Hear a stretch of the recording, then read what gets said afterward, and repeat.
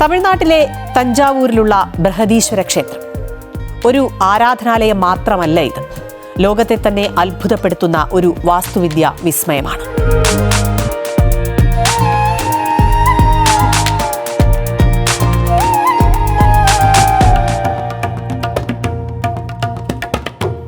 ഭാരതീയ വാസ്തുവിദ്യയുടെ ഏറ്റവും ഉജ്ജ്വലമായ ഉദാഹരണങ്ങളിലൊന്ന്. 1000 വർഷത്തിലധികം പഴക്കമുള്ള ഒരു ക്ഷേത്രം, യുനെസ്കോ ലോക പൈതൃക പട്ടികയിൽ ഇടം പിടിച്ച ക്ഷേത്രം.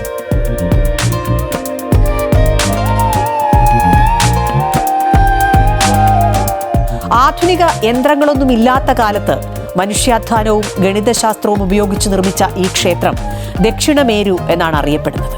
ചോള ചക്രവർത്തിയായ രാജരാജ ചോളൻ ഒന്നാമനാണ് ഈ ക്ഷേത്രം നിർമ്മിച്ചത്. AD 1010 നിർമ്മാണം പൂർത്തിയായി.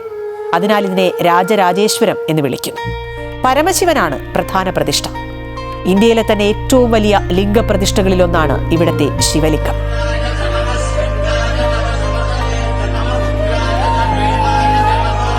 ദ്രാവിഡ ശില്പകലയുടെ അതുല്യമായ മാതൃകയാണിവിടം. ലോകത്ത് പൂർണ്ണമായും ഗ്രാനൈറ്റ് കല്ലുകൾ കൊണ്ട് നിർമ്മിച്ച ആദ്യത്തെ വലിയ ക്ഷേത്രമാണിത്.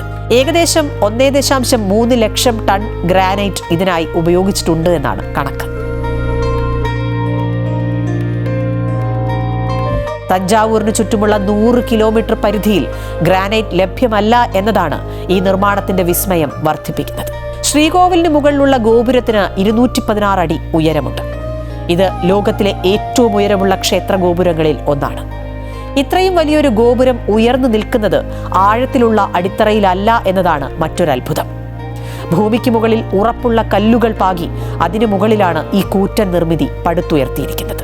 ഗോപുരത്തിന്റെ ഏറ്റവും മുകളിൽ സ്ഥാപിച്ചിരിക്കുന്ന ഒറ്റക്കല്ലിൽ തീർത്ത കുംഭത്തിന് ഏകദേശം 80 ടൺ ഭാരമുണ്ട്. ഇത്രയും വലിയ കല്ല് എങ്ങനെ മുകളിൽ എത്തിച്ചു എന്നത് ഇന്നും ഒരു നിഗൂഢതയാണ്.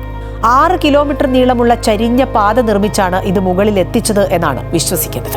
ഉച്ചസമയത്ത് ഈ പ്രധാന ഗോപുരത്തിന്റെ നിഴൽ നിലത്ത് വീഴില്ല എന്നൊരു പ്രചാരമുണ്ടെങ്കിലും യഥാർത്ഥത്തിൽ ഇതിന്റെ നിഴൽ ക്ഷേത്രമുറ്റത്ത് തന്നെ ഒതുങ്ങി നിൽക്കുന്ന രീതിയിലാണ് രൂപകൽപ്പന.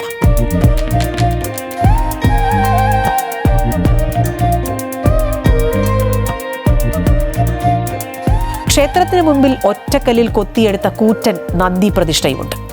ഇതിന് ഏകദേശം 13 അടി ഉയരവും 16 അടി നീളവുമാണുള്ളത്.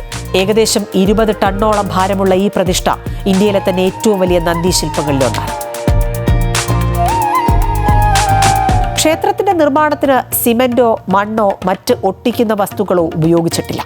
പകരം കല്ലുകൾ പരസ്പരം പൂട്ടുന്ന രീതിയിലുള്ള സാങ്കേതിക വിദ്യയാണ് ഉപയോഗിച്ചിരിക്കുന്നത്. ഇതിന് ഭൂകമ്പങ്ങളെ പോലും പ്രതിരോധിക്കാനുള്ള ശേഷിയുണ്ട്.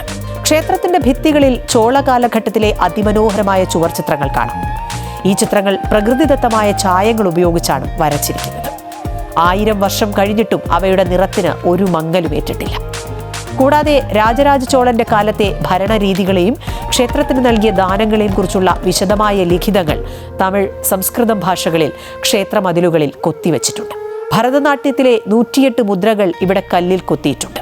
ആദ്യം സൂചിപ്പിച്ച പോലെ തന്നെ ബൃഹദീശ്വര ക്ഷേത്രം ഒരു ആരാധനാലയം മാത്രമല്ല, ചോളരുടെ എഞ്ചിനീയറിംഗ്, കല, സംസ്കാരം, ഭരണ സംവിധാനം എന്നിവയുടെ ജീവിക്കുന്ന സ്മാരകമാണ്.